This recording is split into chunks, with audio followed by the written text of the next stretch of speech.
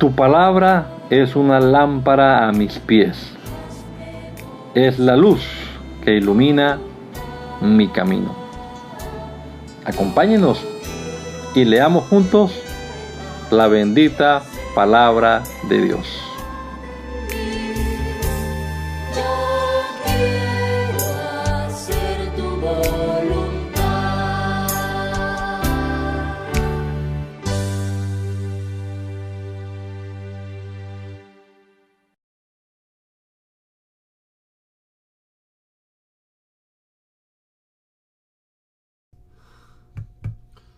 Soberano Dios, te damos muchas gracias en este día, Padre bendito, por la salud que nos das, por la vida que disfrutamos aún hoy, por el permitirnos amanecer y poder en este día comenzar a leer tu palabra una vez más.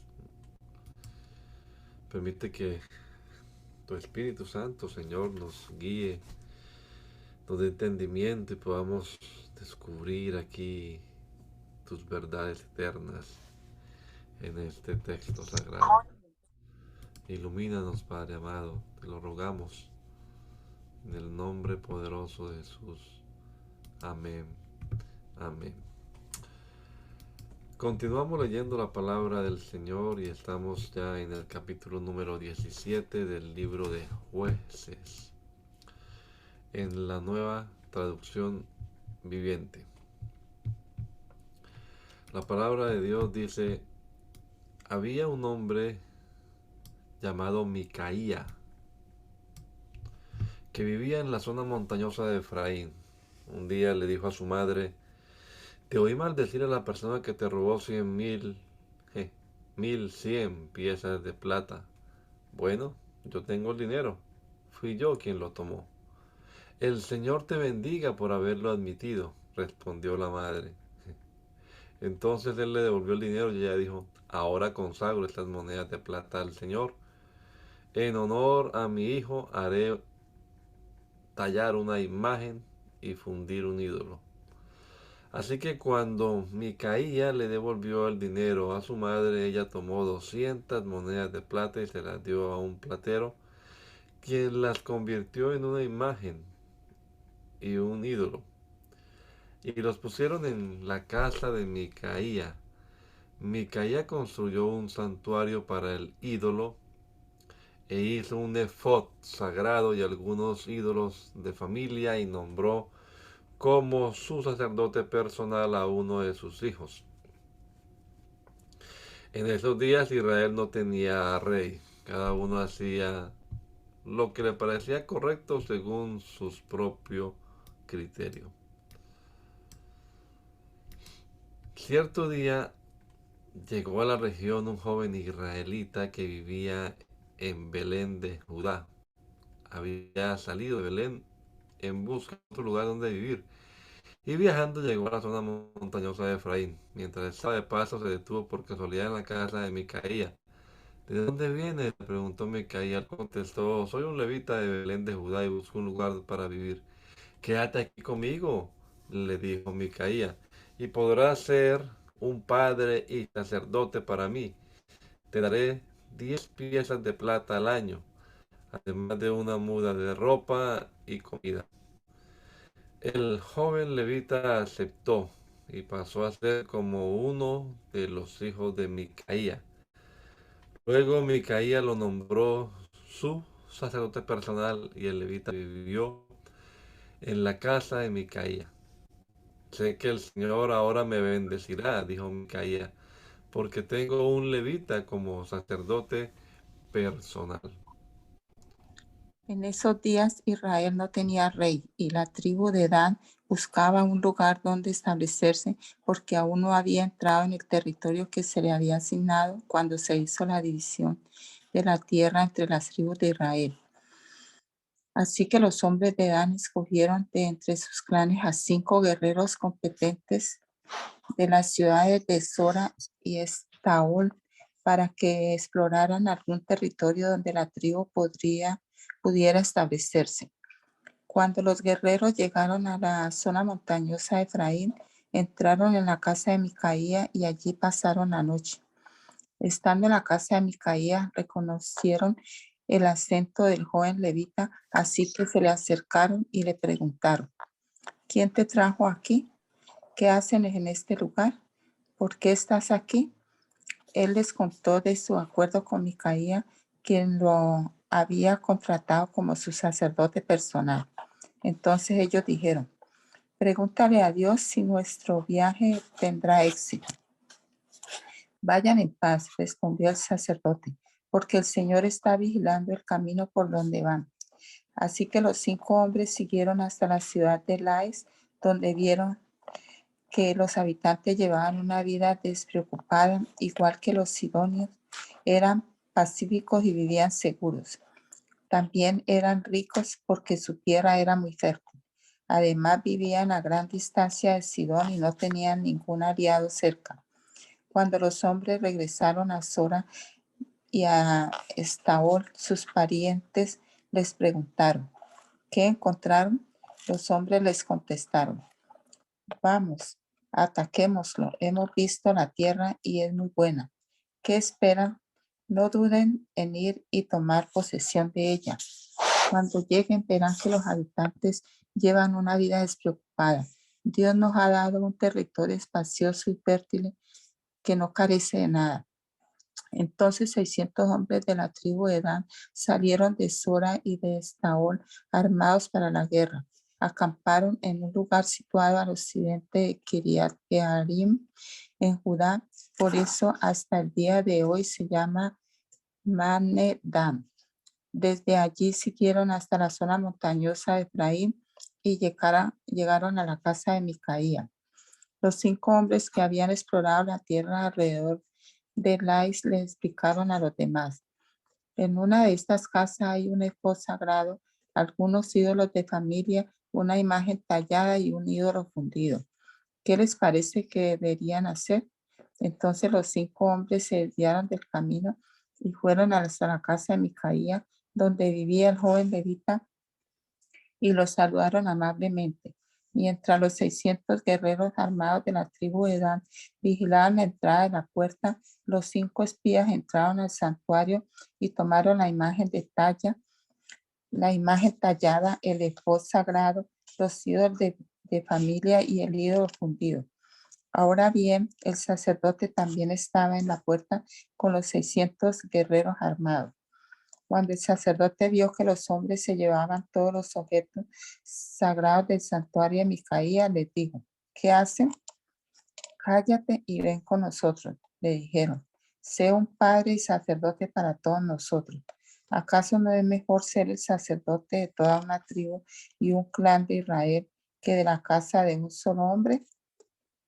Entonces el joven sacerdote estuvo más que dispuesto a ir con ellos y se llevó consigo el efod sagrado, los ídolos de familia y la imagen tallada. El grupo dio la vuelta y siguió su viaje con sus hijos, el ganado y las posesiones al frente. Cuando los de la tribu de Dan estaban ya bastante lejos de la casa de Micaía, los vecinos de Micaía salieron a perseguirlos. Estaban gritando cuando los alcanzaron. Entonces los hombres de Dan se dieron vuelta y le dijeron a Micaía: ¿qué te pasa? ¿Por qué has reunido a estos hombres y nos persigues de esta forma? ¿Cómo me preguntan? ¿Qué te pasa? Contestó Micaía: ustedes se han llevado todos los dioses que yo hice y a mi sacerdote y no me queda nada. Los hombres de Dan le dijeron: ten cuidado con lo que dicen. Por aquí hay unos hombres de mal genio que podrían enojarse y matarte a ti y a tu familia. Así que los hombres de Dan siguieron su camino. Cuando Micaía vio que eran demasiados para atacarlos, dio la vuelta y regresó a su casa. Luego los hombres de Dan, con los ídolos de Micaía y sus sacerdotes, llegaron a la ciudad de Lai, donde los habitantes eran pacíficos y vivían seguros. Entonces los atacaron con espada y quemaron la ciudad hasta reducirla a ceniza. No hubo quien rescatara a los habitantes porque vivían a gran distancia de Sidón y no tenían aliados cerca. Esto sucedió en el valle cerca de Bet-rehob. Después la gente de la tribu de Dan reconstruyó la ciudad para vivir allí y le cambiaron el nombre. La llamaron Dan en honor a su antepasado, el hijo de Israel, aunque originalmente la ciudad se llamaba Lais. Luego colocaron la imagen tallada y nombraron como sacerdote a Jonatán, hijo de Gersón, hijo de Moisés. Los miembros de esta familia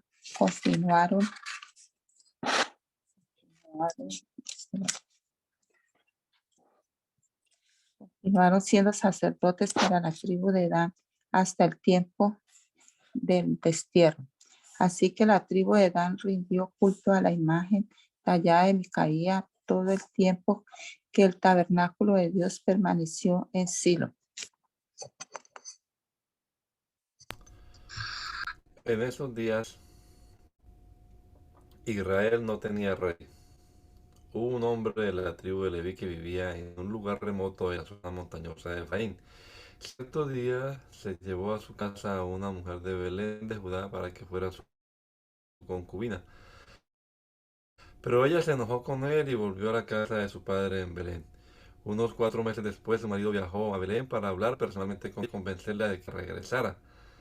Llevó consigo a un siervo y a un par de burros. Luego llegó a la casa del padre y este lo vio y le dio la bienvenida. Le insistió quedarse por un tiempo, así que pasó allí 3 días comiendo, bebiendo y durmiendo. Al cuarto día el hombre se levantó temprano y estaba listo para partir, pero el padre de la mujer le dijo a su yerno: come algo antes de irte. Así que los dos hombres se sentaron a comer y beber juntos. Luego el padre de la mujer le dijo: quédate por favor otra noche y diviértete. El hombre se levantó para irse, pero su suegro insistió en que se quedara, así que al final cedió y pasó allí otra noche. A la mañana del quinto día el hombre se levantó temprano nuevamente, listo para partir, pero una vez más el padre de la mujer le dijo: come algo, después podrás irte esta tarde. Así que se pasaron otro día de festejo. Más tarde, mientras el hombre, su concubina y el siervo se preparaban para marcharse, el suegro le dijo: mira, está atardeciendo, quédate esta noche y diviértete. Mañana podrás levantarte temprano y marcharte. Pero esta vez el hombre estaba decidido a irse, así que tomó a sus 2 burros ensillados, a su concubina y se dirigió a Jebús, es decir, Jerusalén. Ya era tarde cuando se acercaron a Jebús y el siervo le dijo: paremos en esta ciudad jebusea y pasemos aquí la noche. No, le dijo su amo, no podemos quedarnos en esta ciudad extranjera, donde no hay israelitas. Seguiremos en cambio hasta Gibeá. Vamos, tratemos de llegar hasta Gibeá o Ramá y pasaremos la noche en una de esas ciudades. Así que siguieron adelante. El sol se ponía cuando llegaron a Gibeá, una ciudad situada en Benjamín, y se detuvieron allí para pasar la noche. Descansaron en la plaza de la ciudad, pero nadie los invitó a su casa para pasar la noche. Esa noche un anciano regresaba a su hogar después del trabajo en los campos, en la zona montañosa de Efraín, pero era de la zona montañosa de Efraín, pero vivía en Gibeá, donde la gente era de la tribu de Benjamín. Cuando vio a los viajeros sentados en la plaza de la ciudad, les preguntó de dónde venían y hacia dónde iban. Regresamos de Belén, en Judea, le contestó el hombre, y vamos hacia la zona montañosa de la región de Efraín, donde yo vivo. Viajé a Belén y ahora voy de regreso a mi hogar. Pero nadie nos ha invitado a su casa para pasar la noche, aunque traemos todo lo que necesitamos. Tenemos paja, forraje para nuestros burros, bastante pan y vino con nosotros. Serán bienvenidos en mi casa, le dijo el anciano. Yo les daré todo lo que pudiera faltarles, pero no se les ocurra pasar la noche en la plaza. Entonces los llevó a su casa y les dio alimento a los burros. Después de lavarse los pies, comieron y vivieron juntos.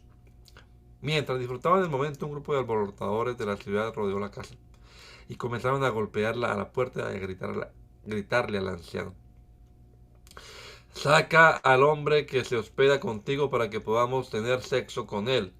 Entonces el anciano salió para hablar con ellos. No, hermanos míos, no hagan algo tan perverso, pues este hombre es huésped en mi casa y semejante acto sería vergonzoso. Miren, llévense a mi hija virgen y a la concubina de este hombre, yo se la sacaré y ustedes podrán abusar de ellas y hacerle lo que quieran, pero no cometan semejante vergüenza contra este hombre. Sin embargo, ellos no le hicieron caso. Entonces el levita tomó a su concubina y la empujó por la puerta. Los hombres de la ciudad abusaron de ella toda la noche, violándola uno por uno hasta la mañana. Finalmente, al amanecer la soltaron. Cuando ya amanecía, la mujer regresó a la casa donde estaba hospedado su esposo y se desplomó en la puerta de la casa y permaneció allí hasta que hubo luz. Cuando su esposo abrió la puerta para salir, allí encontró a su concubina tirada con las manos en el umbral. Levántate, vamos, le dijo, pero no hubo respuesta. Entonces subió el cuerpo de la mujer a su burro y se la llevó a su casa. Cuando llegó a su casa tomó un cuchillo y cortó el cuerpo de la concubina en 12 pedazos y después envió un pedazo a cada tribu por todo el territorio de Israel. Todos los que lo veían, exclamaban: en todo este tiempo, desde que Israel salió de Egipto, nunca se había cometido un crimen tan horrible. Pensémoslo bien, ¿qué vamos a hacer? ¿Quién lo denunciará? Entonces todos los israelitas se unieron como un solo hombre desde Dan en el norte hasta Beerseba en el sur, incluidos los del otro lado del Jordán, en la tierra de Galaad. Toda la comunidad se reunió en asamblea ante la presencia del Señor en Mizpa. Los líderes de todo el pueblo, de todas las tribus de Israel, 400,000 guerreros armados con espadas, ocuparon sus puestos en la asamblea del pueblo de Dios. Pronto llegó la noticia a la tierra de Benjamín de que las otras tribus habían subido a Mizpa. Entonces los israelitas preguntaron cómo había sucedido ese crimen tan terrible. El levita, el esposo de la mujer asesinada, explicó: mi concubina y yo nos detuvimos para pasar la noche en Gibeá, una ciudad que pertenece a la tribu de Benjamín. Esa noche algunos de los ciudadanos prominentes de Gibeá rodearon la casa con la intención de matarme y violaron a mi concubina hasta que quedó muerta. Entonces corté su cuerpo en 12 pedazos y envié los pedazos por todo el territorio asignado a Israel, porque esos hombres han cometido un crimen terrible y vergonzoso. Ahora bien, todos ustedes, la comunidad entera de Israel, tienen que decidir aquí y ahora qué debe hacerse al respecto. Y todo el pueblo se puso de pie al mismo tiempo y proclamó a una voz: ninguno de nosotros volverá a su hogar, no, ni una sola persona. En cambio, haremos lo siguiente con Gibeá: echaremos suertes para decidir quién la atacará. Una décima parte de los hombres de cada tribu se encargará de abastecer a los guerreros con provisiones. Los demás nos vengaremos de Gibeá en Benjamín por la infamia que sus hombres han cometido en Israel. Así que los israelitas estaban en total unanimidad y se juntaron para atacar la ciudad. Los israelitas enviaron mensajeros a la tribu de Benjamín diciendo: ¿qué acto tan terrible se ha cometido en medio de ustedes? Entréguennos a esos hombres malvados, a esos perturbadores de Gibeá, para que los ejecutemos y así purifiquemos a Israel de semejante maldad. Pero los de Benjamín no quisieron escuchar. En cambio, salieron de sus ciudades y se juntaron en Gibeá para pelear contra los israelitas. En total, de toda la tribu de Benjamín, llegaron a Gibeá 26,000 guerreros armados con espadas, los cuales se sumaron a los 700 guerreros selectos que vivían allí. Entre las tropas selectas de Benjamín había 700 hombres zurdos capaces de tirar una piedra con la honda y acertar en un cabello sin errar en blanco. Israel, a su vez, tenía 400,000 soldados con experiencia en la guerra, armados con espadas, sin contar a los guerreros de Benjamín. Antes de la batalla, los israelitas fueron a Betel y le preguntaron a Dios: ¿cuál de las tribus debe ser la primera en atacar a la gente de Benjamín? El Señor contestó: Judá debe ir primero. Entonces los israelitas salieron temprano a la mañana siguiente y acamparon cerca de Gibeá. Después avanzaron hacia Gibeá para atacar a los hombres de Benjamín, pero los guerreros de Benjamín que estaban defendiendo la ciudad salieron y mataron ese día a 22,000 israelitas en el campo de batalla. Sin embargo, Los israelitas se animaron unos a otros y otra vez tomaron sus posiciones en el mismo lugar donde habían luchado el día anterior, pues habían subido a Betel y habían llorado en presencia del Señor hasta la noche. Le habían preguntado al Señor: ¿debemos salir nuevamente a pelear contra nuestros parientes de Benjamín? Y el Señor había dicho: salgan a pelear contra ellos. Así que al día siguiente volvieron a pelear contra los hombres de Benjamín, pero los hombres de Benjamín mataron otros 18,000 israelitas, todos ellos expertos en el uso de la espada. Entonces todos los israelitas subieron a Betel y lloraron en presencia del Señor y ayunaron hasta la noche. También le llevaron al Señor ofrendas quemadas y ofrendas de paz. Los israelitas fueron a buscar dirección del Señor. En esos días el arca del pacto de Dios estaba en Betel y el sacerdote era Finehés, hijo de Eleazar y nieto de Aarón.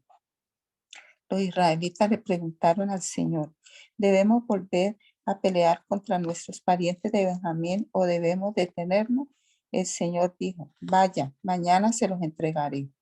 Entonces los israelitas armaron una emboscada alrededor de Gibeá. Salieron el tercer día y tomaron sus posiciones en los mismos lugares que antes. Cuando los hombres de Benjamín salieron a atacar, fueron alejados de la ciudad y tal como habían hecho antes, comenzaron a matar a los israelitas. Unos 30 israelitas murieron en campo abierto y por los dos caminos, uno que lleva a Betel y el otro que lleva de vuelta a Gibeá. Entonces los guerreros de Benjamín gritaron: los estamos derrotando igual que antes. Pero los israelitas habían planeado huir de antemano para que los hombres de Benjamín salieran a perseguirlos por los caminos y quedaran alejados de la ciudad. Cuando los guerreros israelitas llegaron a Baal-Tamar, se dieron vuelta y tomaron sus posiciones de batalla. Mientras tanto, los israelitas que estaban escondidos en emboscada al occidente de Gibeá salieron de repente a pelear. Sumaban 10,000 los guerreros israelitas selectos que avanzaron contra Gibeá. El enfrentamiento fue tan intenso que Benjamín no se dio cuenta del desastre que se avecinaba. Y el Señor ayudó a Israel a derrotar a Benjamín. Y ese día los israelitas mataron a 25,100 guerreros de Benjamín, todos expertos en el manejo de la espada. Entonces los hombres de Benjamín se dieron cuenta que estaban vencidos. Los israelitas habían retrocedido frente a los guerreros de Benjamín para que los que estaban escondidos en emboscada tuvieran más terreno para maniobrar contra Gibeá. Entonces los que estaban escondidos en los alrededores se lanzaron contra la ciudad y mataron a todos los habitantes.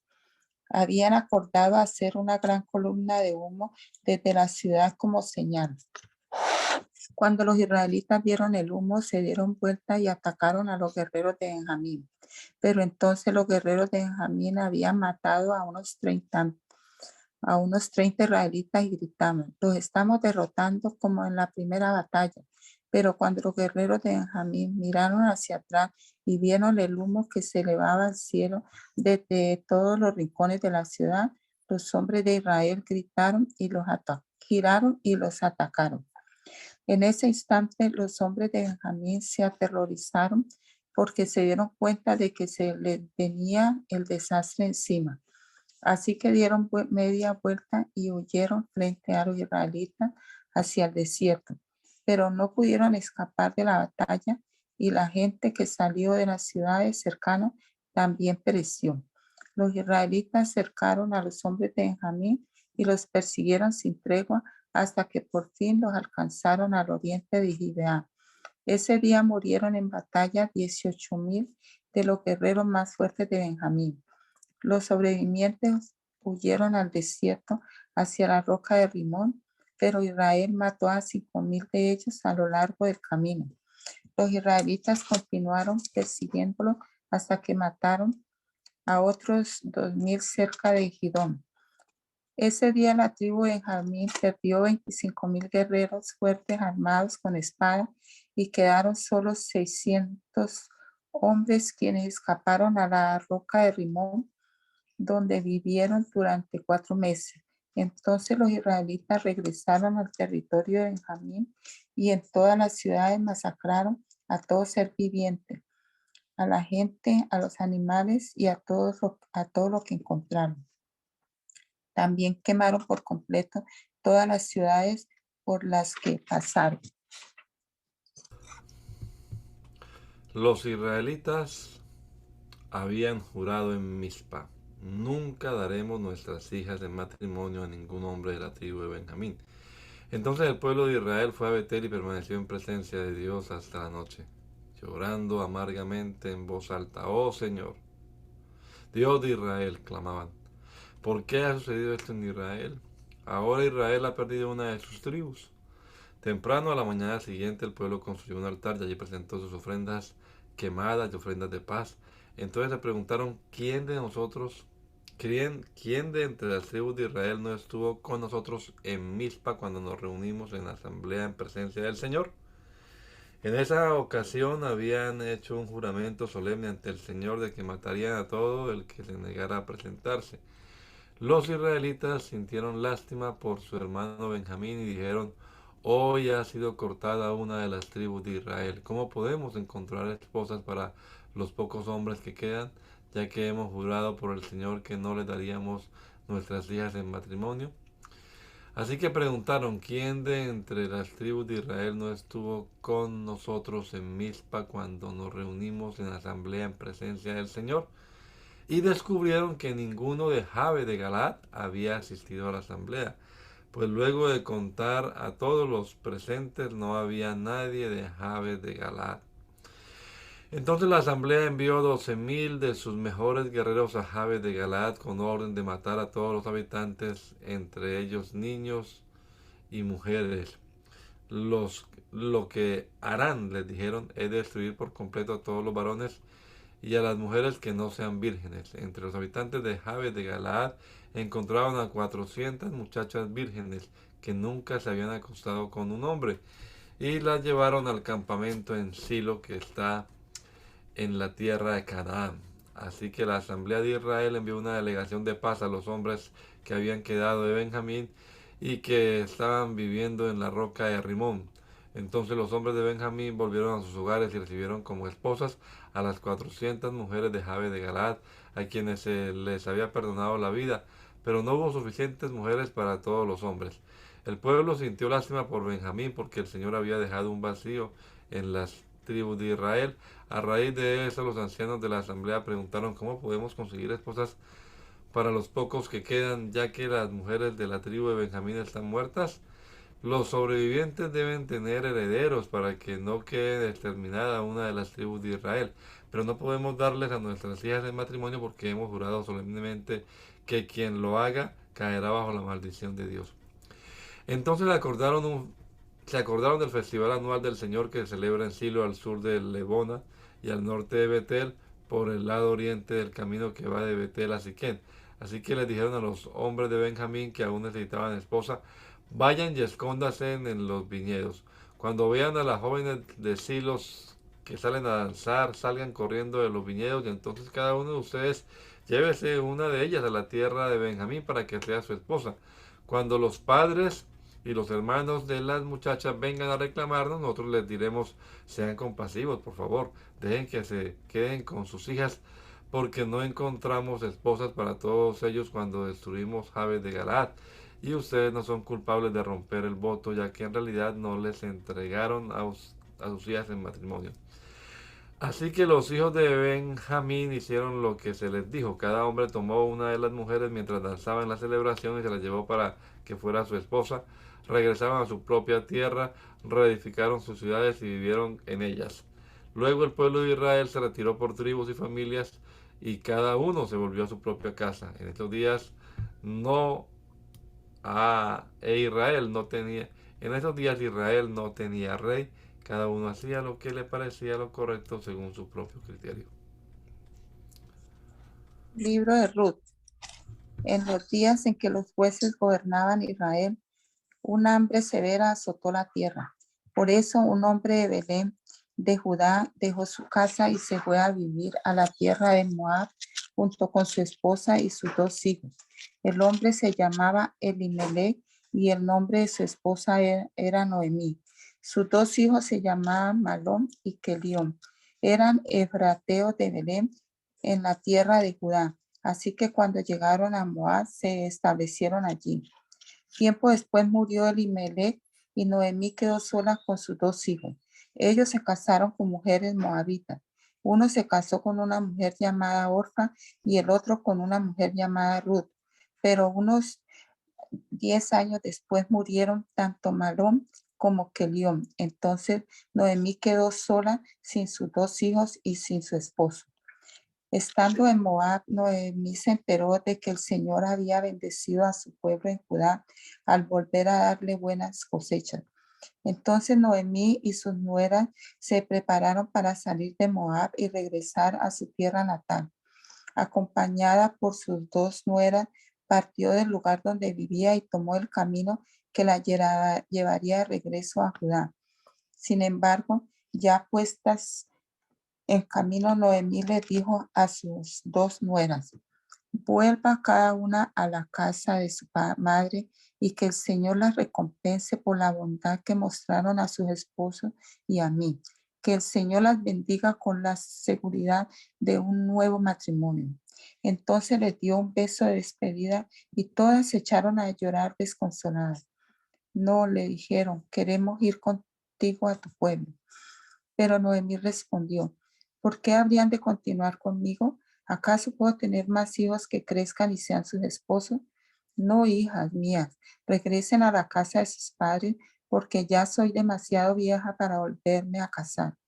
Aunque fuera posible y me casara esta misma noche y tuviera hijos varones, entonces, ¿qué? ¿Esperarían ustedes hasta que ellos crecieran y se negarían a casarse con algún otro? Por supuesto que no, hijas mías. La situación es mucho más amarga para mí que para ustedes, porque el Señor mismo ha levantado un puño contra mí.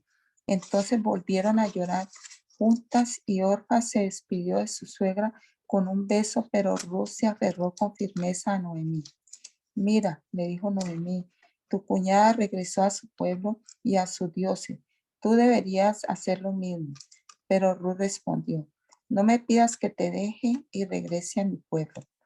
A donde tú vayas, yo iré. Donde quiera que tú vivas, yo viviré. Tu pueblo será mi pueblo y tu Dios será mi Dios. Donde tú mueras, allí moriré y allí me enterrarán. Que el Señor me castigue severamente si permito que algo nos separe aparte de la muerte.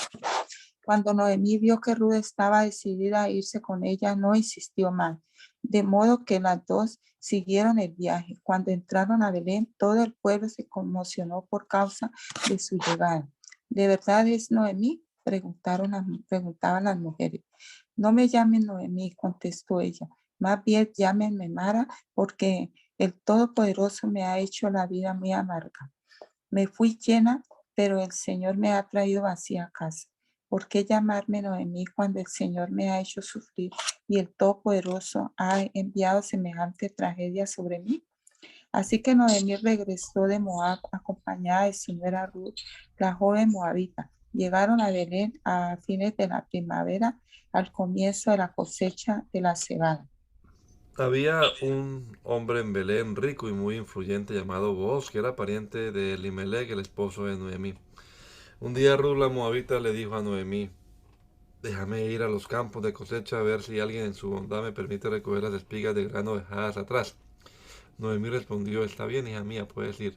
Así que Ruth salió a recoger espigas detrás de los cosechadores y resultó que lo hizo en un campo que pertenecía a Booz, el pariente de su suegro Elimelech. Mientras estaba allí, llegó Booz de Belén y saludó a los cosechadores. El Señor sea con ustedes, les dijo. El Señor lo bendiga, respondieron los cosechadores. Entonces Booz les preguntó a su capataz: ¿quién es esa joven que veo allá? ¿De quién es? Y el capataz le contestó: es la joven moabita que volvió con Noemí. Esta mañana me pidió permiso para recoger grano detrás de los segadores. Desde que llegó no ha dejado de trabajar con esmero, excepto por unos momentos de descanso en el refugio. Booz se acercó a Ruth y le dijo: escucha, hija mía, quédate aquí mismo con nosotros cuando recojas grano. No vayas a ningún otro campo. Sigue muy de cerca a los jóvenes que trabajan en mi campo. Fíjate en qué parcela están cosechando y síguelas. Advertí a los hombres que no te traten mal. Y cuando tengas sed, sírvete del agua que hayan sacado del pozo. Entonces Ruth cayó a sus pies muy agradecida. ¿Qué he hecho para merecer tanta bondad?, le preguntó. No soy más que una extranjera. Sí, lo sé, respondió Boaz, pero también sé todo lo que has hecho por tu suegra desde la muerte de tu esposo. He oído que dejaste a tu padre, a tu madre y a tu tierra natal para vivir aquí entre gente totalmente desconocida. Que el Señor Dios de Israel, bajo cuyas alas viniste a refugiarte, te recompense abundantemente por lo que hiciste. Espero continuar siendo de su agrado, Señor, respondió ella. Usted me consoló al hablarme con tanta bondad, aunque ni siquiera soy una de sus trabajadoras. Después, a la hora de comer, Boaz la llamó. Ven aquí y sírvete de la comida, puedes mojar tu pan en el vinagre. De modo que Ruth se sentó junto a los cosechadores y Boaz le dio a comer grano tostado. Ella comió todo lo que quiso y hasta le sobró. Cuando Ruth regresó a trabajar, Boaz ordenó a sus trabajadores, déjenla recoger espigas aún entre las gavillas y no se lo impidan. Además, arranquen de los manojos algunas espigas de cebada y déjenlas caer a propósito.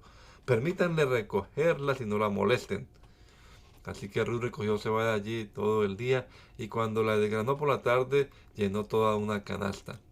Luego la cargó de vuelta al pueblo y la mostró a su suegra. También le dio el grano tostado que le había sobrado de su comida. ¿Dónde recogiste este grano hoy?, preguntó Noemí. ¿Dónde trabajaste? Que el Señor bendiga al que te ayudó. Entonces Ruth le contó a su suegra acerca del hombre en cuyo campo había trabajado. Le dijo, el hombre con quien trabajé hoy se llama Booz. Que el Señor lo bendiga, le dijo Noemí a su nuera.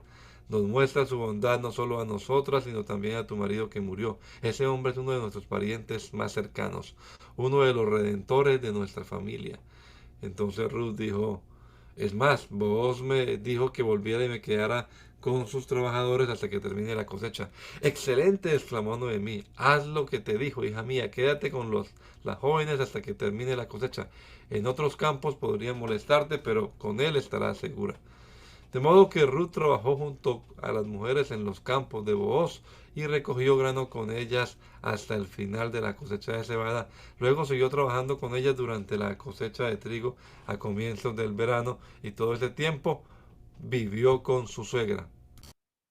Un día Noemí le dijo a Ruth, hija mía, es tiempo de que yo te encuentre un hogar permanente para que tengas un porvenir asegurado. Booz es nuestro pariente cercano y él ha sido muy amable al dejar de recoger grano con las jóvenes. Esta tarde estará aventando cebada en el campo de trillar. Mira, haz lo que te digo. Báñate, perfúmate y vístete con tu ropa más linda. Después baja al campo de trillar, pero no dejes que Booz te vea hasta que termine de comer y de beber.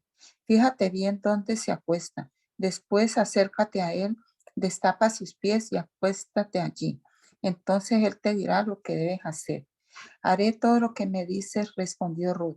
Así que esa noche bajó al campo donde se trilla el grano y siguió las instrucciones de su suegra. Después de que Booz terminó de comer y de beber y estuvo de buen ánimo, se acostó al otro extremo del montón de grano y se durmió. Entonces Ruth se acercó sin hacer ruido, le destapó los pies y se acostó. Alrededor de la medianoche, Booz se despertó de pronto y se dio vuelta. Entonces se sorprendió al encontrar a una mujer acostada a sus pies. ¿Quién eres?, preguntó. Soy Ruth, su sierva, contestó ella. Extienda sobre mí el borde de su manto, ya que usted es el redentor de mi familia. El Señor te bendiga, hija mía, exclamó Booz. Muestras aún más lealtad familiar ahora que antes, pues no has ido tras algún hombre más joven, sea rico o pobre. Ahora, hija mía, no te preocupes por nada. Yo haré lo que sea necesario porque todo el pueblo sabe que eres mujer virtuosa. Pero aunque es cierto que yo Soy uno de los redentores de tu familia. Hay un pariente más cercano que yo. Quédate aquí esta noche y por la mañana hablaré con él. Si está dispuesto a redimirte, muy bien, que se case contigo. Pero si no está dispuesto a hacerlo, entonces, tan cierto como que el Señor vive, yo mismo te redimiré. Ahora acuéstate aquí hasta la mañana. Entonces Ruth se acostó a los pies de Booz hasta la mañana, pero ella se levantó muy temprano antes de que hubiera suficiente luz para que una persona no pudiera reconocer a otra, pues Booz había dicho: nadie debe saber que estuvo una mujer aquí en el campo de trillar. Luego Booz le dijo: trae tu manto y extiéndelo. Entonces él midió 6 medidas de cebada sobre el manto y lo colocó sobre la espalda de ella. Después él regresó al pueblo. Cuando Ruth volvió a donde estaba su suegra Noemí, le preguntó: ¿qué sucedió, hija mía? Ruth le contó a Noemí todo lo que Booz había hecho por ella y agregó: me dio estas 6 medidas de cebada y dijo: no vuelvas a tu suegra con las manos vacías. Entonces Noemí le dijo: ten paciencia, hija mía, hasta que sepamos lo que pasa. El hombre no descansará hasta dejar resuelto el asunto hoy mismo. Booz fue a la puerta de la ciudad y allí se sentó. En ese momento pasó por ese lugar el redentor de la familia que Booz había mencionado, así que lo llamó. Amigo, bien, ven, siéntate aquí, quiero hablar contigo. Así que se sentaron juntos. Enseguida Booz llamó a 10 líderes del pueblo y les pidió que se sentaran allí como testigos. Entonces Booz le dijo al redentor de la familia: tú conoces a Noemí, la que volvió de Moab. Está por vender el terreno que pertenecía a Elimelech, nuestro pariente. Pensé que yo debía hablar contigo para que pudieras redimir la tierra si deseas hacerlo. Si quieres la tierra, entonces cómprala ahora en presencia de estos testigos. Pero si no quieres la tierra, házmelo saber ahora mismo, porque después de ti soy el pariente más cercano para redimirla. El hombre respondió: muy bien, yo la redimo.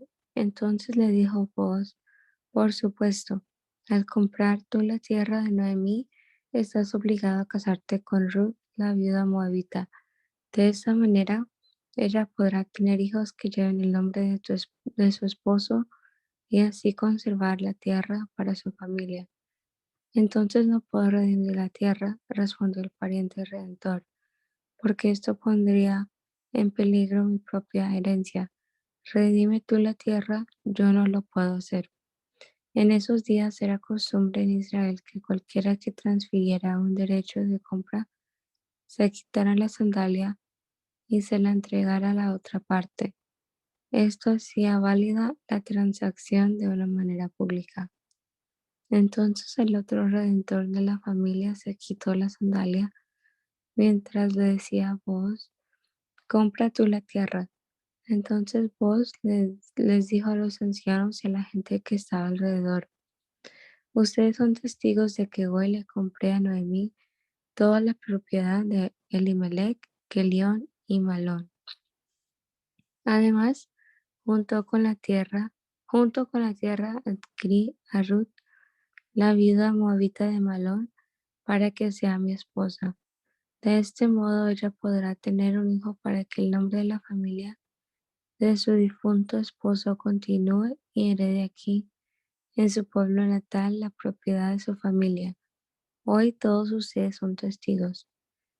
Entonces los ancianos y toda la gente que estaba en la puerta, respondieron: somos testigos. Que el Señor haga que esta mujer que va a ser parte de tu hogar sea como Raquel y Lea, de quienes descendió toda la nación de Israel. Que prosperes en Éfrata y que seas famoso en Belén, y que el Señor te dé descendientes por medio de esta joven, que sean como los de nuestro antepasado Fares, el hijo de Tamar y Judá. Así que Booz llevó a Ruth a su casa y la hizo su esposa. Cuando se acostó con ella, el Señor permitió que quedara embarazada y diera a luz a un hijo. Entonces las mujeres del pueblo le dijeron a Noemí: Alabado sea el Señor, que te ha dado ahora un redentor para tu familia, que este niño sea famoso en Israel, que él restaure tu juventud y te cuide en tu vejez, pues es el hijo de tu nuera que te ama y que te ha tratado mejor que 7 hijos. Entonces Noemí tomó al niño, lo abrazó contra su pecho y cuidó de él como si fuera su propio hijo. Las vecinas decían: Por fin ahora Noemí tiene nuevamente un hijo, y le pusieron por nombre Obed. Él llegó a ser el padre de Isaí y abuelo de David. Este es el registro genealógico de su antepasado Fares. Fares fue el padre de Esrón, Esrón fue el padre de Ram, Ram fue el padre de Aminadab, Aminadab fue el padre de Nazón, Nazón fue el padre de Salmón, Salmón fue padre de Boz, Boz fue el padre de Obed, Obed fue el padre de Isaí, Isaí fue el padre de David. Primer libro de Samuel. Había un hombre llamado Elcana que vivía en Ramá, en la región de Suf, ubicada en la zona montañosa de Efraín. Era hijo de Jeroán, hijo de Liu, hijo de Tou, hijo de Suf. De la tribu de Efraín, Elcana tenía 2 esposas, Ana y Penina. Penina tenía hijos, pero Ana no. Cada año Elcana viajaba a la ciudad de Silo para adorar al Señor de los ejércitos celestiales y ofrecerle sacrificios en el tabernáculo. Los sacerdotes del Señor en ese tiempo eran los 2 hijos de Elí, Ofni y Fines. Cuando Elcana presentaba su sacrificio, le daba porciones de esa carne a Penina y a cada uno de sus hijos. Sin embargo, Ana, aunque la amaba, solo le daba una porción selecta porque el Señor no le había dado hijos. De manera que Penina se mofaba y se reía de Ana porque el Señor no le había permitido tener hijos. Año tras año sucedía lo mismo. Penina se burlaba de Ana mientras iban al tabernáculo. En cada ocasión, Ana terminaba llorando y ni siquiera quería comer. ¿Por qué lloras, Ana?, le preguntaba Elcana. ¿Por qué no comes? ¿Por qué estás desanimada? Solo por no tener hijos. ¿Me tienes a mí? ¿Acaso no es mejor que tener 10 hijos? Una vez, después de comer lo que fue ofrecido como sacrificio en Silo, Ana se levantó y fue a orar. El sacerdote Elí estaba sentado en su lugar de costumbre junto a la entrada del tabernáculo. Ana, con una profunda angustia, lloraba amargamente mientras oraba al Señor e hizo el siguiente voto. Oh Señor de los ejércitos celestiales, si miras mi dolor y contestas mi oración y me das un hijo, entonces te lo devolveré. Él será tuyo durante toda su vida y como señal de que fue dedicado al Señor, nunca se le cortará el cabello. Mientras Ana oraba al Señor, Elí la observaba y la veía mover los labios, pero como no oía ningún sonido, pensó que estaba ebria. Tienes que venir borracha, le reclamó. Abandona el vino. Oh, no, no, señor, respondió ella. No he bebido vino ni nada más fuerte. Pero como estoy muy desanimada, derramaba ante el Señor lo que hay en mi corazón. No piense que soy una mujer perversa, pues he estado orando debido a mi gran angustia y a mi profundo dolor. En ese caso, le dijo Leví, ve en paz, que el Dios de Israel te conceda lo que has pedido. Oh, muchas gracias, exclamó ella. Así que se fue y comenzó a comer de nuevo y ya no estuvo triste. Temprano a la mañana siguiente la familia se levantó una vez más y una vez más fue a adorar al Señor. Después regresaron a su casa en Ramá. Ahora bien, cuando Elcana se acostó con Ana, el Señor se acordó de la súplica de ella y a su debido tiempo dio a luz un hijo, a quien le puso por nombre Samuel, porque dijo, se lo pedí al Señor. Al año siguiente, Elcana y su familia hicieron un viaje anual para ofrecer sacrificio al Señor, pero Ana no los acompañó. Le dijo a su esposo, esperemos hasta que el niño sea destetado. Entonces lo llevaré al tabernáculo y lo dejaré allí con el Señor para siempre. Haz lo que mejor te parezca, acordó el Cana. Quédate aquí por ahora y que el Señor te ayude a cumplir tu promesa. Así que ella se quedó en casa y amamantó al niño hasta que lo destetó. Cuando el niño fue destetado, Ana lo llevó al tabernáculo en Silo.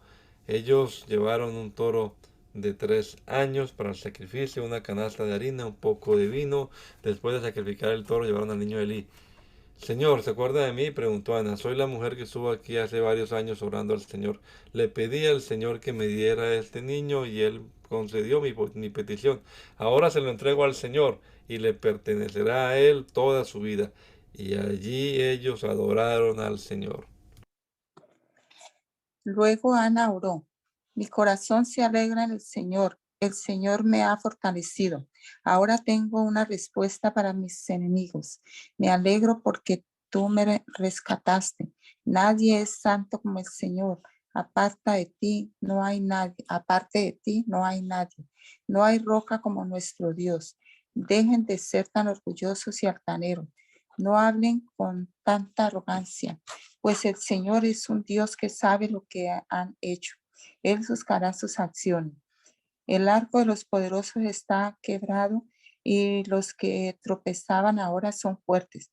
Los que estaban bien alimentados ahora tienen hambre y los que se morían de hambre ahora están saciados.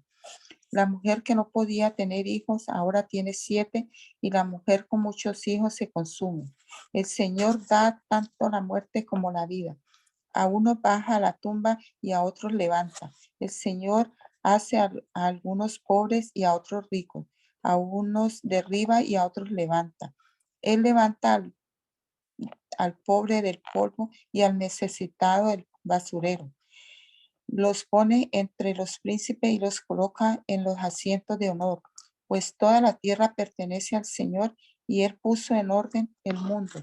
Él protegerá a sus fieles, pero los perversos desaparecerán en la oscuridad. Nadie tendrá éxito solamente por la fuerza. Los que pelean contra el Señor serán destrozados. Él retumba contra ellos desde el cielo. El Señor juzga en toda la tierra. Él da poder a su rey. Aumenta la fuerza de su ungido.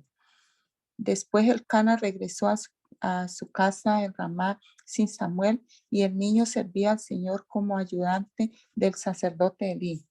Ahora bien, los hijos de Elí eran unos sinvergüenzas que no le tenían respeto al Señor ni a sus obligaciones sacerdotales. Cada vez que alguien ofrecía un sacrificio, los hijos de Elí enviaban a un sirviente con un tenedor grande de 3 dientes. Mientras la carne del animal sacrificado aún se cocía, el sirviente metía el tenedor en la olla y exigía que todo lo que sacara con el tenedor fuera entregado a los hijos de Elí. Así trataban a todos los israelitas que llegaban a Silo para adorar. Algunas veces el sirviente llegaba aún antes de que la grasa del animal fuera quemada sobre el altar. Exigía carne cruda antes de que hubiera sido cocida para poder asarla.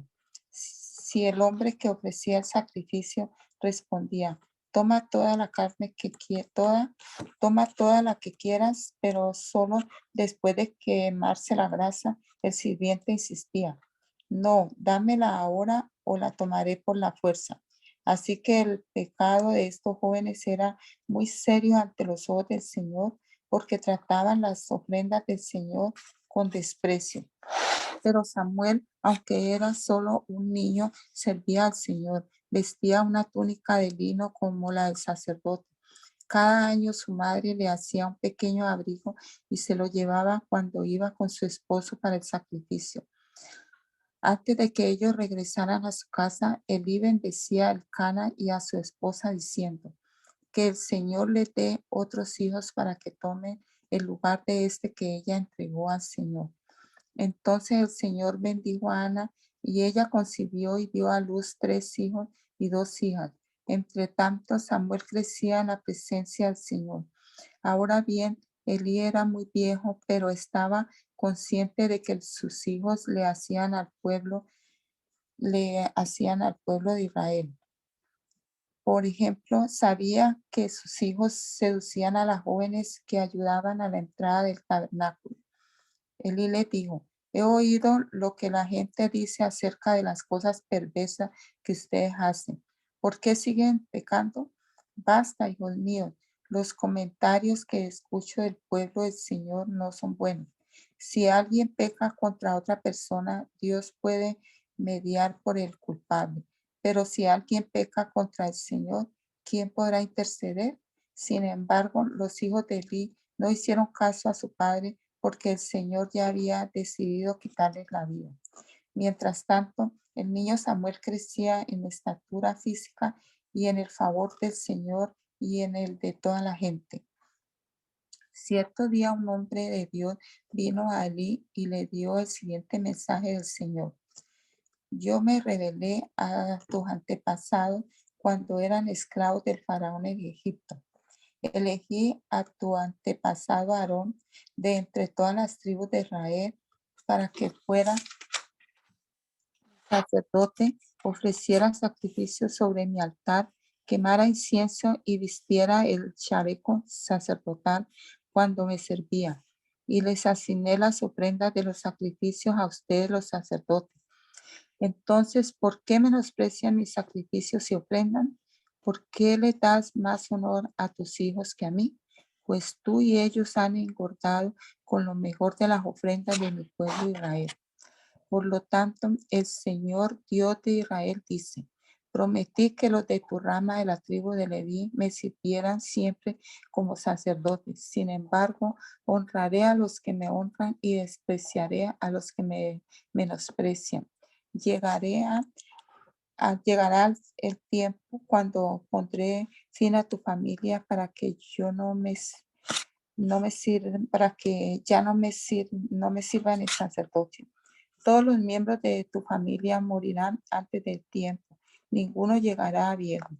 Con envidia mirarás cuando derrame prosperidad sobre el pueblo de Israel, pero ningún miembro de tu familia jamás cumplirá su vida. Los pocos que no sean excluidos de servir en mi altar sobrevivirán, pero solamente para que sus ojos queden ciegos y se les rompa el corazón, y sus hijos morirán de muerte violenta. Y para comprobar que lo que dije se hará realidad, haré que tus dos hijos, Ofni y Finees, mueran el mismo día. Entonces levantaré a un sacerdote fiel, quien me servirá y hará lo que yo deseo. Estableceré para él una descendencia duradera y ellos serán por siempre sacerdotes para mis reyes ungidos. Así pues, todos los que sobrevivan de tu familia se inclinarán ante él, mendigando dinero y comida. Dirán, le rogamos que nos dé trabajo entre los sacerdotes para que tengamos suficiente para comer. Mientras tanto, el niño Samuel servía al Señor, ayudando a Elí. Ahora bien, en esos días los mensajes del Señor eran muy escasos y las visiones eran poco comunes. Una noche Elí, que para entonces estaba casi ciego, ya se había acostado. La lámpara de Dios aún no se había apagado y Samuel estaba dormido en el tabernáculo cerca del arca de Dios. De pronto el Señor llamó, Samuel. Sí, respondió Samuel. ¿Qué quiere? Se levantó y corrió hasta donde estaba Elí. Aquí estoy. ¿Me llamó usted? Yo no te llamé, dijo Elí. Vuelve a la cama. Entonces Samuel se volvió a acostar. Luego el Señor volvió a llamar. Samuel. Nuevamente Samuel se levantó y fue a donde estaba Elí. Aquí estoy. ¿Me llamó usted? Yo no te llamé, hijo mío, respondió Elí. Vuelve a la cama. Samuel todavía no conocía al Señor porque nunca antes había recibido un mensaje de él. Así que el Señor llamó por tercera vez, y una vez más Samuel se levantó y fue donde estaba Elí. Aquí estoy. ¿Me llamó usted? En ese momento Elí se dio cuenta de que era el Señor quien llamaba al niño. Entonces le dijo a Samuel, ve y acuéstate de nuevo y si alguien vuelve a llamarte, di, habla Señor, que tu siervo escucha. Así que Samuel volvió a su cama y el Señor vino y llamó igual que antes, Samuel, Samuel. Y Samuel respondió, habla que tu siervo escucha. Entonces el Señor le dijo a Samuel, estoy por hacer algo espantoso en Israel. Llevaré a cabo todas mis amenazas contra Elí y su familia, de principio a fin. Le advertí que viene juicio sobre su familia para siempre, porque sus hijos blasfeman a Dios y él no los ha disciplinado. Por eso juré que los pecados de Elí y los de sus hijos jamás serán perdonados ni por medio de sacrificios ni ofrendas. Entonces Samuel se quedó en la cama hasta la mañana. Luego se levantó y abrió las puertas del tabernáculo, como de costumbre. Tenía miedo de contarle a Elí lo que el Señor le había dicho, pero Elí lo llamó. Samuel, hijo mío. Aquí estoy, respondió Samuel. ¿Qué te dijo el Señor? Dímelo todo, en que el Señor te castigue y aún te mate si me ocultas algo. Entonces Samuel le contó todo a Elí. No le ocultó nada. Es la voluntad del Señor, respondió Elí, que él haga lo que mejor le parezca. El Señor estaba con Samuel mientras crecía y todo lo que Samuel decía se cumplía. Entonces todo Israel, desde Dan en el norte hasta Beerseba en el sur, supo que Samuel había sido confirmado como profeta del Señor. El Señor siguió apareciéndose en Silo y le daba mensajes a Samuel allí en el tabernáculo. Bien, y las palabras de Samuel llegaban a todo el pueblo de Israel. En aquel tiempo Israel estaba en guerra con los filisteos. El ejército israelita acampaba cerca de Benecer y los filisteos estaban en Afec. Los filisteos atacaron el ejército de Israel y lo derrotaron matando a 4000 hombres. Terminada la batalla, las tropas se retiraron a su campamento y los ancianos de Israel se preguntaban, ¿por qué permitió el Señor que los filisteos nos derrotaran? Después dijeron, traigamos de Silo el arca del pacto del Señor. Si la llevamos con nosotros a la batalla, nos salvará de nuestros enemigos. Así que enviaron hombres a Silo para que trajeran el arca del pacto del Señor de los ejércitos celestiales, quien estaba entronizado entre los querubines. Los hijos de Elí, Ofni y Fines también estaban allí con el arca del pacto de Dios. Cuando los israelitas vieron que el arca del pacto del Señor llegaba al campamento, su grito de alegría fue tan fuerte que hizo temblar la tierra. ¿Qué estará pasando?, se preguntaban los filisteos. ¿Qué es todo ese griterío en el campamento de los hebreos? Cuando les dijeron que era porque el arca del Señor había llegado al campamento, entraron en pánico. Los dioses han llegado a su campamento, exclamaron. Esto es un desastre. Nunca antes nos hemos enfrentado a algo así. ¡Socorro! ¿Quién podrá librarnos de los dioses poderosos de Israel? Son los mismos dioses que destruyeron a los egipcios con plagas cuando Israel estaba en el desierto. Filisteos, peleen como nunca antes. Si no lo hacen, seremos esclavos de los hebreos, así como ellos han sido esclavos nuestros. Peleen como hombres. Así que los filisteos pelearon con desesperación y de nuevo derrotaron a Israel. La matanza fue grande. Ese día murieron 30.000 soldados israelitas. Los sobrevivientes dieron la vuelta y huyeron cada uno a su carpa. Entonces los filisteos capturaron el arca de Dios y mataron a Ofni y Fines, los dos hijos de Elí. Un hombre de la tribu de Benjamín corrió desde el desde el campo de la batalla y más tarde ese mismo día llegó a Silo. Había rasgado su ropa y echado polvo sobre su cabeza en señal de dolor. Elí esperaba junto al camino para oír noticias de la batalla, pues estaba tan preocupado por la seguridad del arca de Dios que le temblaba el corazón. Cuando llegó el mensajero y contó lo que había sucedido, un clamor resonó por todo el pueblo. ¿A qué se debe todo ese ruido?, preguntó Elí. Entonces el mensajero corrió a donde estaba Elí, quien tenía 98 años de edad y ya estaba ciego, y le dijo, acabo de llegar del campo de batalla, estuve allí hoy mismo. ¿Qué pasó, hijo mío?, preguntó Elí. Israel fue derrotado por los filisteos, le contestó el mensajero. Masacraron a la gente, también mataron a sus dos hijos, Ofni y Fines, capturaron el arca de Dios. Cuando el mensajero me mencionó lo que había sucedido al arca de Dios, Elí cayó de espalda de su asiento junto a la puerta, se quebró la nuca y murió, porque era viejo y demasiado gordo. Durante 40 años había sido el juez de Israel. La nuera de Elí, esposa de Finés, estaba embarazada. y próxima de dar a luz. Cuando se enteró de que habían capturado el arca de Dios y que su suegro y su esposo habían muerto, entró en trabajo de parto y dio a luz. Ella murió después del parto, pero antes de que muriera, las parteras trataron de animarla. No tengas miedo, le dijeron, tienes un varón. Pero ella no contestó ni le prestó atención. Al niño le puso por nombre Icabod, que significa ¿dónde está la gloria? Porque dijo, la gloria de Israel se ha ido. Le puso ese nombre porque el arca de Dios había sido capturada y porque murieron su suegro y su esposo. Y luego dijo, la gloria se ha ido de Israel porque el arca de Dios ha sido capturada. Mi hermana Luz, ¿puede usted orar hoy? Señor Jesús, mi Dios santo y poderoso, te damos gracias a esta hora, Señor Jesús, por este precioso tiempo que nos has permitido leer tu palabra, Señor, para así tenerla por obra en nuestra vida, Señor, para conocerte aún más y temer, Señor Jesús, y saber cómo vamos a vivir, Señor Jesucristo. Te agradecemos, Señor Jesús, por todas las cosas que nos das, Señor, porque nos has permitido entender, Señor Jesús. Gracias te damos, Padre del cielo, y te pido que nos des, Señor, la paz que necesitamos, Señor, en estos momentos. Oh Dios, te pido que nos ayudes, Señor, a resolver una situación que tengo en mi familia. Te pido, Padre Santo, te doy gracias por todas las cosas, Señor. Gracias, Padre mío, bendice a mis hermanos, Señor Jesús. Guárdalos y protégenos a todos. Gracias, Padre del cielo. Amén, amén.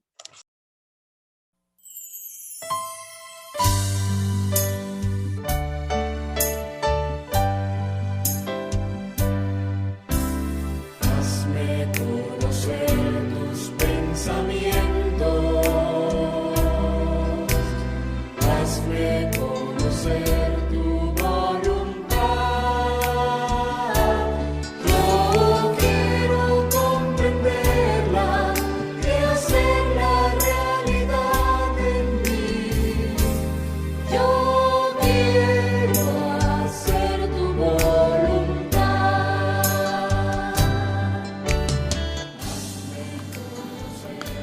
El mandamiento es lámpara y la enseñanza es luz.